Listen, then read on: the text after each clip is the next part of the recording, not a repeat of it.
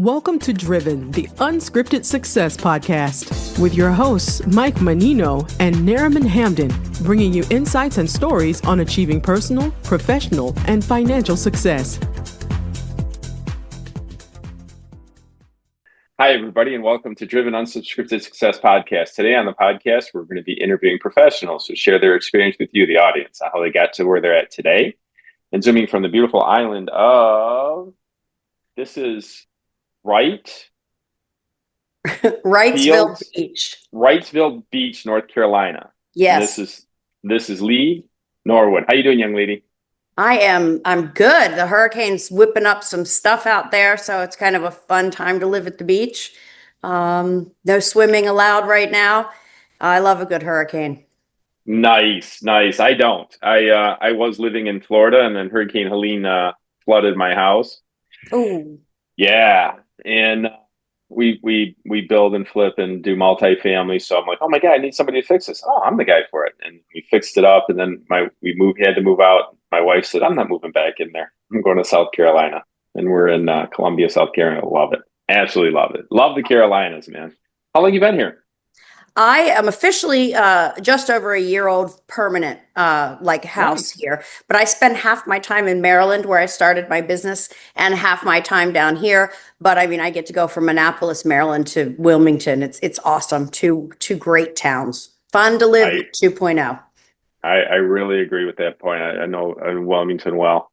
So do me a favor, tell everybody about yourself. Where you got to where you're at, how you got to where you're at today. We did a little bit off camera, but let everybody know. So I was one of those people that got the job right out of college. You know, that's what you're supposed to do, right? And I'm a college consultant now. So all the parents are like, I'm going to make sure they're employable when they come out. But, I came out in the late 80s, early 90s, and, we were supposed to have one or two careers. Kids nowadays have 7 to 10. But I got a job in the medical field, supposed to, have scored the best job ever. 23 years later, it was a great job for raising kids, but it never had my soul and my heart. And I just don't think you should do stuff you don't like. Life is too short. It's long when the kids are young, but it's too short to do stuff you don't like. So I went on kind of a hunt of what do I want to do? Who do I want to be? And met a person at a networking. I'm a forever networker who is a college consultant. And she was getting ready to kind of phase out. So I bought her business and tutored under her. She mentored me for a year. And since that time, in the last 6 years, I've grown the business 5-fold, started a second business. And I'm kind of like amazed. It's just so cool. Like everybody said, oh, you should have your own business your whole life, Lee. You should have always been working for yourself. That's terrifying as a single mom with kids. Terrifying because you have I had the car, the benefits, all the things I didn't have to think about. And now, but you know what? Mm-hmm. Best move I ever made. Awesome. So you love it. So what does your company do now? So I bought a company called Annapolis College Consulting, and we help families find the right school for their children. So it's very different than when we went to college. There's the Common App. They can apply to a lot of schools, but finding the right fit. Okay, that's great for the wealthy. But when you have to worry about not having college debt and how the heck are you going to pay for this really expensive thing, I don't believe any family should have to pay full price for college. So that's kind of our shtick. If you open your mind, you don't go to the usual suspects of schools, and you really look out there and you do well through high school, you don't have to pay full price. And then I realized I needed to reach even more people. So I developed an online membership product where you get me by video monthly, and it's a much lower price. So I'm just trying to, this is a different world we're in right now, and figure out where does my message land so that less people are in debt and less stress through that college process. Exactly. That's a great industry to be in because what do you do here? I got a couple questions for you. So this is definitely off script. I've seen a lot of people put themselves in debt that they can't get out of because it's school debt, it's federal debt, in something that they weren't going to get an ROI on. How do you consult someone? Like I heard someone pay $175,000 for Michigan State And then she got a teaching degree. She got a teacher's degree, and she started making $38,000 a year. If you see someone come up to you like that, what would you coach them? What would you say to them? Well, I mean, hindsight's always 2020. I think it's a good thing to know what you want to do, but I don't think at 17 you really do. Right. But I like to lead with price, right? Like divide that number by 4, and that's what she's paying yearly. There are so many schools she could have paid less for, and not had that big nut. So we talk about what can you afford. We also help parents. You just don't want to get that Parent Plus loan when the college says, yeah, your kid's in and here's how you pay for it. Sign here and here's the loan. They don't even run your credit score. You know how high that interest rate is on that? And every time you take a distribution, you get chunked with a big fee. All those things that people don't know. They just want, oh, I just want my kid to be happy. If they get in, I'll figure it out. Not a strategy. Not a strategy. So ROI is hard because we know that these kids are going to have 8 to 10 careers in their life. So we want them to have just a strong base of who they are. But engineers, doctors, people who are really focused, you're not going to find an actuary who didn't need a degree. Some kids don't need a degree. Some What kids percent? go into, what percent? Well, 100% of my kids get a degree, but the people aren't really talking to me if they think that the trades are for them. But I have a lot of street cred because I have a son, and I'm sure that a lot of people on this podcast have that kid who the teacher always lost his work, and he got the pity 50, and he turned it in on time. The teacher just couldn't find it, and she hadn't put the grades in yet. All of those things that come with a 16-year-old boy whose frontal lobe is not closed. College wasn't for him. He could fix a car in 2 seconds, and he went the Marine Corps route. If not, he would have gone a trade school route. So it's not for everybody. So sometimes my first question is, why do you want to go? And then, have you prepared? How are you going to pay for it? Then I can build you a list of colleges that'll kind of meet those criteria. So do you have the conversation with an ROI, return on investment, with them? I farm that out. It's not my thing. Okay. I can give a student a Berkman assessment or a Highlands battery.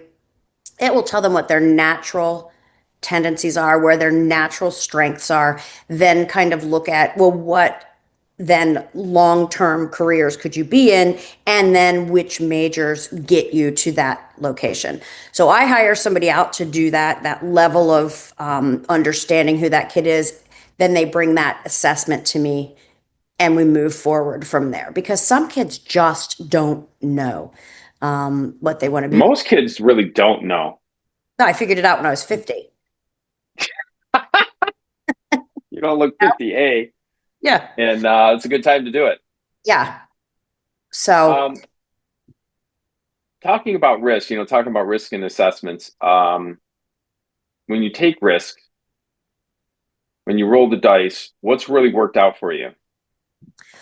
I have been able to turn my give a shitter off because I can't worry about everything. I just don't sweat the small stuff. I was a pharmaceutical rep for 23 years. When I bought my own car and had to get insurance, I had to be an uninsured driver for 6 months because I hadn't really ever had my own car insurance. I could have let that really get to me. I just didn't. I'm in a point 'em and go situation. I think I took the time to learn the business, and I bought a brand that was bringing business in. So I think that was a really helpful way to get started. But I just don't let a lot of stuff bother me anymore, because I feel like I have 2 healthy kids. They're both on their trajectory for success. I live at the beach. Like, I'm at the sprinkles on the Sunday part of my life. So I already won the game of life, right? Because those kids are doing what I hoped for them, which is being happy. So I'm ready to take risks now, because I already took care of my people. Nice. I love that term. Turn my give a shitter off. I like to say it when people come up to me with problems and say, you should worry about this, you should worry about this. I go like this. I tried and I just can't do it. Sorry. Just can't do it. You want me to care about something I don't care about? Sorry, it's not going to work. Yeah. Yeah, I mean, I care deeply about the kids I work with and deeply about having the knowledge to do Right. what I do. But those little stumbling things, what are you going to do about health insurance? I'm going to call somebody who's an expert in health insurance. What are you going to do Exactly. about running ads? I'm going to Exactly. call somebody who's an expert in An expert in ads. running ads. I Exactly. just get it out of my way and let me do what I do the best, I love school. I'd be in college still if I could. I love visiting campuses. I love 17-year-olds. Can't stand a middle schooler. Like, go away. But a high school kid, that junior, senior age group where they're finding their voice and figuring out who they are, like that is my wheelhouse. So I feel like I get to be where I'm happy all the time. And I love young people. Yeah, I do too. I love teaching. I love coaching young people and giving them, been an entrepreneur my whole life. So you started at 50. I started at, I think, 22 or 23. I got fired from Red Lobster and I got into the trades and I just started my own company after that. Perfect. Yeah. So everybody runs into bumps in the road in their careers. I'm sure you've had a couple. Can you share a time that didn't pan out for you and how you got through it? I'd love to. I'm in the middle of it. So come on. I'm in the middle of it. No, I'm Advice. sorry. I'm Give me sorry. some advice whoever's Today. listening. Yeah, right now. So, scale is a big thing for entrepreneurs. How are you going to scale? And what does scale mean to you versus to someone else? So, scaling my one-on-one consulting business, I figured out how many people I could take and be good with. And then I found a few true adults who don't need to be managed, who work on my team, and I funnel kids to them that fit for them. So that level of scale was fine, but I want to go big. So how was I going to duplicate myself? So for the last 2 years, and maybe that's short in an entrepreneur's lifetime, but I've created 58 short videos and they're chunked out into different buckets of information, like applying to school, building a list, standing out with your activities. We named the company College Sharks. We've got all these kitschy things, right? We drop bite-sized chunks of information monthly into the Shark Tank, nothing more than 8 minutes long. We're going to tell you what to do, when to do it, why it matters. This thing should be flying off the shelves, for lack of a better term. I've got it built, but this is not Field of Dreams. Like, just because you build it doesn't mean they're going to come. They will, but in time.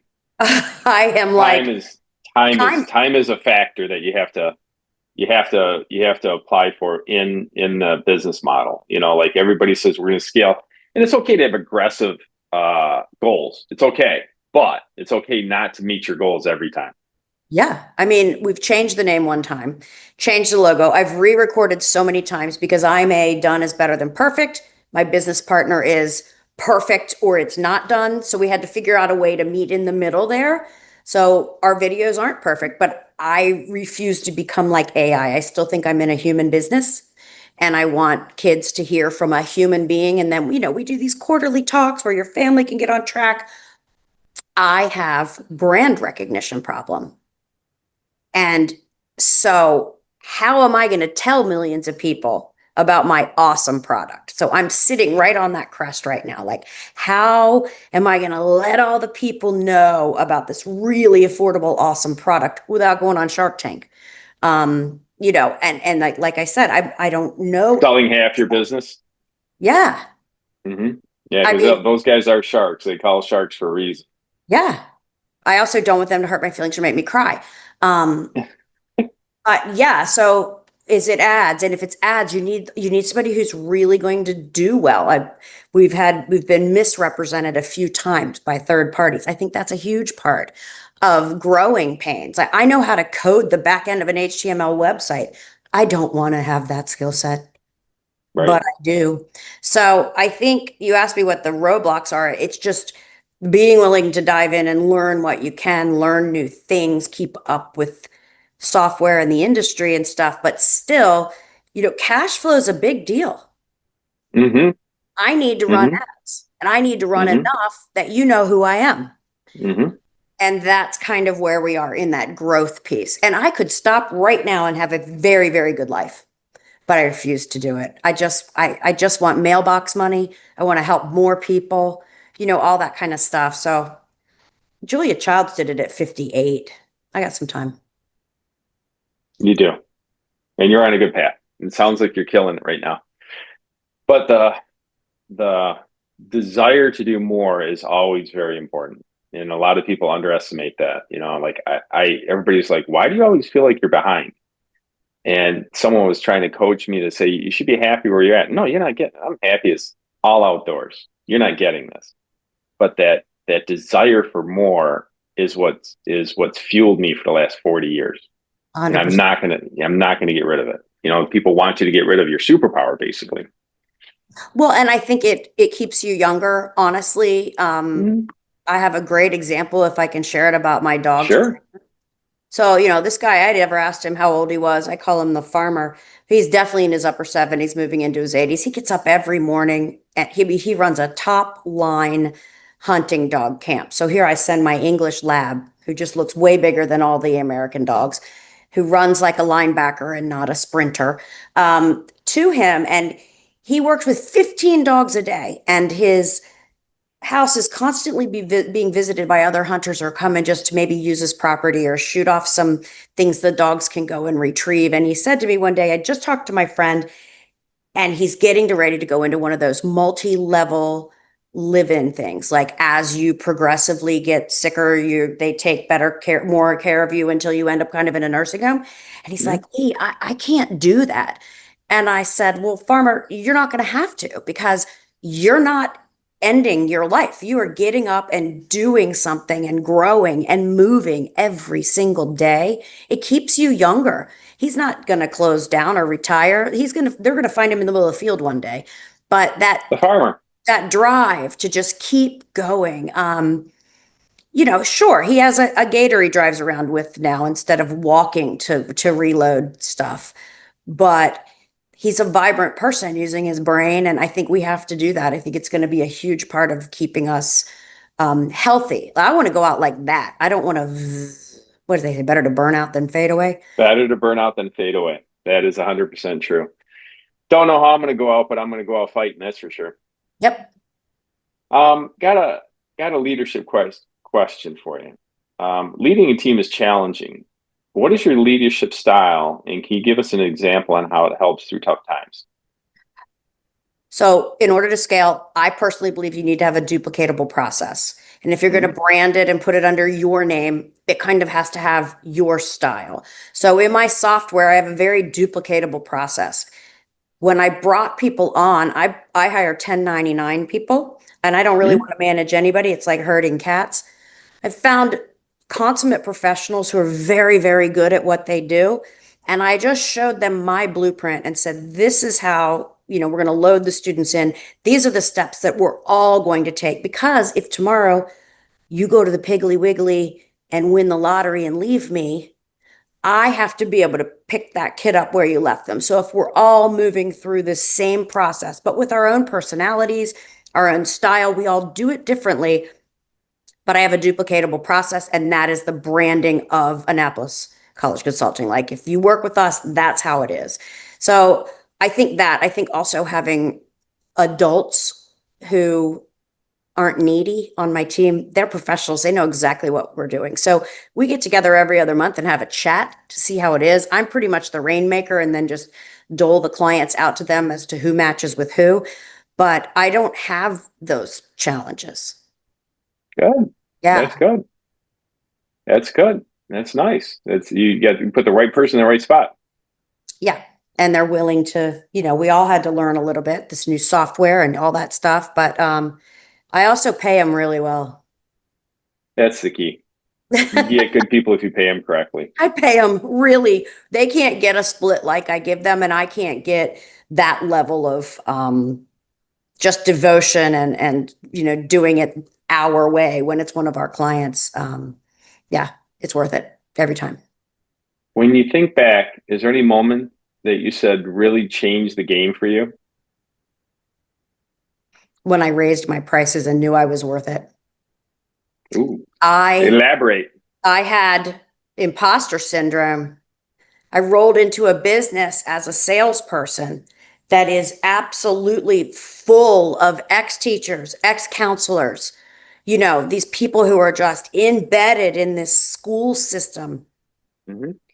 They don't really know how to make money. They've got great heart and they know what they're doing, but they don't have an entrepreneurial mindset. So to roll into that as a salesperson has made me very different. But also for me to know, I know this now. I'm not an imposter. I'm good and my prices are going to go up. So I raised my prices and I made more money and I didn't get busier. That was huge for me. And to stand behind it and just say, this is how much it is. And then I always put BQ on a little post-it note. It means be quiet because the first person who talks next loses. I heard that from Goodwill Hunting. I might have stolen it from him. You might have stole it from him. He was Robin Williams was saying, he goes, I can't say anything. You know, the kids got to say something first. And as soon as he said it, there was the breakthrough. Yeah. So you find that to be true too, right? Absolutely. Nice. I also use a lot of analogies, like, you know, when I'm coaching other people who do what I do. Now, it's so funny. I went from this outsider who's a salesperson, came into this business like a bull in a china shop. Everybody's like, oh, how's she going to do this? How's she going to get accredited? Did all that. And now I'm training them on growing their business. It kind of makes me giggle. And then I lost my train of thought. Welcome to my world. Well, let's just talk about the financial part. You said that was one of the biggest hurdles is like laying out your finances for the year, right? And the financial landscape is always evolving, opportunities and challenges. How do you stay informed to making the decisions where to allocate your resources? That is a very good question. First of all, I don't ask easy ones. Yeah, you don't. First of all, this is year 5 of my financial planner telling me that I need a budget. You know, I'm like, well, I feel like I have enough money. You know, I mean, I look at these statements and stuff, but I have a great financial planner. I'm meeting with someone in her office, showing her my P&L from last year. And we're going to start allocating because now I've got this other business that's going to have its own profit and loss. We need to push the expenses to each thing appropriately. Not my thing. So I have a bookkeeper and now I have this financial planner who really wants us to succeed, but I've got to get this budget right because our business goes like this. So again, to cash flow, when I'm in a trough, you know, I'm ready to go teach aerobics again to earn some money. And when I'm in a lift, I'm like, woo, when are we going to Mexico? So I think that's really hard to do. I'm learning every year. It is. Financial planners, you know, financial plan is probably the most important part. And it really sincerely is. Put my taxes away this year. I'm going to put them away with every time I get a check because there's nothing worse than making all this money and being excited about it and then owing $25,000 to the IRS. So having those pieces in place so you're comfortably spending what you can and, you know, you're paying your quarterly taxes or your yearly or whatever, and make sure you know what to write off because your friend down the street is going to tell you how they wrote off their truck. There is no way a college planner can drive a truck that weighs enough to be a write-off. It doesn't make sense. Farmers have trucks that weigh enough to be a write-off. I'm not driving a king cab dually just so I can write my car off. You know, so we hear all these things from other entrepreneurs telling us how they're skirting it or making it work. I'm all about using the tax code to my favor. But I think we hear a lot of things from other entrepreneurs and we have to seek first to understand where our business sits in that space. Exactly. I do love the other entrepreneurs giving you coaching advice. But you got to make sure it's like a shoe, make sure it fits you. Totally. You know, we do multifamily and the tax benefits are insane, but I don't think it translates to everybody. It doesn't. And you could probably buy a weighted truck that you can write off and I can't. Did you talk to your accountant and see if you could? Because sometimes you can. Yeah, you know, I really want to try to write my boat off first. I made sure it had a head. That's a tough one. They said if the boat has a bathroom, you can write it off. So I made sure my boat had a bathroom.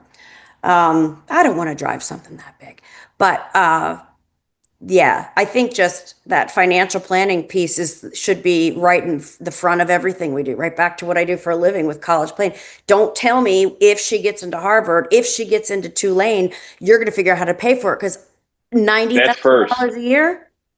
That's first. Really? $90,000 That's a year. first. Is it worth it? You know, and all these That's computer that's science. the question that's the question we talked about. ROI, return on investment, is 90,000 a year. That's great if you're going to be a doctor and you're going to make, it doesn't matter what you pay. I think a doctorate, you end up with $400,000 in debt and you make 400,000 your first year. So that's an Maybe, but you're easy. also 30 when you start your first year. Yeah, a friend of mine was a doctor and we're building my house. Two doctors, actually, a husband and wife team. And they said their son's going to be a doctor. They're going into, they got accepted into a doctorate degree. I go, that's awesome. And she goes, oh, not really. I go, what do you mean? She goes, you got to give up your 20s. And I go, ooh. There's your ROI. Ooh. I wouldn't have given up my 20s. I know. I have way too much fun. Yeah. Computer science. We've got too many computer science majors now. It's just so funny to talk about ROI. But you know what? If you're watching The Summer I Turned Pretty, that one family with the boys, they can afford $90,000 a year. So Right. rock on. And if you're broke and brilliant, if you qualify for a Pell Grant from the United States government, a lot of the most highly selective schools in the country, if you're brilliant, you can get in, they'll cover your gap. So you can go to Harvard for $5,000 a year. But that's not most of my clients either. We're the middle of the sandwich or the peanut butter and the jelly where we don't make enough to not care and we make too much to get aid. So in that section of the world, no one's doing us any favors. So you have to help yourself. And you then have to go, where is there a school that's going to discount the price of tuition because they want me? Right. And And if I'm not mistaken, I don't know too much I know nothing about school compared to you. That the degree is more important than the school you go to. So if you go for an engineering degree, a doctorate, or a teacher's degree, the school doesn't mean that much as opposed to the degree. The degree means more than the school. Is that correct? I'm going to go with it depends because, okay, the top firms in the country are hiring top kids from top schools. You're an engineer, you come from U Michigan. I'm going to like that a little bit better than if you come from Trinity in Texas. And then you've got the connection from the alumni and all of those things. I also think if you have a longer term degree, I don't really care where you went for undergrad. Be the top of your class, rock it, be the top of your class, do research with your professors, and then go to the grad school that's going to be the panache. Because no one asks their doctor where they went to undergrad. They ask where they went to med school. Right. So there's that piece. But you know what? We can always go back, Michael. It's who you know. I'd have to, the two things I've learned in this world are proximity to success creates success, and you write your own fate. It's not, there's a lot of bumps in the road. A lot of people get, some hard things, but when it comes down to you are the author of your fate. And whether you say you can or cannot, you're right either way. We are throwing the cliches around like crazy. I love it. I know, we're like Batman. Yeah, but it makes sense. It totally. They were there for a reason. The meaning backs up. So yeah, I'm in an entrepreneurial conundrum right now. Check back with me in 60 days. Let's see if my ads worked. But through it all, I have a level of freedom that I love. I work harder than I ever did for the man because what the man was asking me to do didn't make sense. I work harder than I ever have, but I also decide to take off and do what I want. And so I love entrepreneurism for that reason too. Nice. Yeah, I love it too, just because someone asked me, I said, I don't know what I want to do next. I said this little statement. I don't know what I want to do next. I want to build. I want to, model, do this or do that. And they said, well, you can get a job. I'm like, I don't think you understand it. I'm unemployable. Yeah. I've been working for myself for 35 years. There's nobody that would hire me. And if they are, they'd be a knucklehead for doing it. They know I wouldn't work for them. Hey, so listen, Lee, has there been like a book or podcast or something that really changed your outlook on and your approach?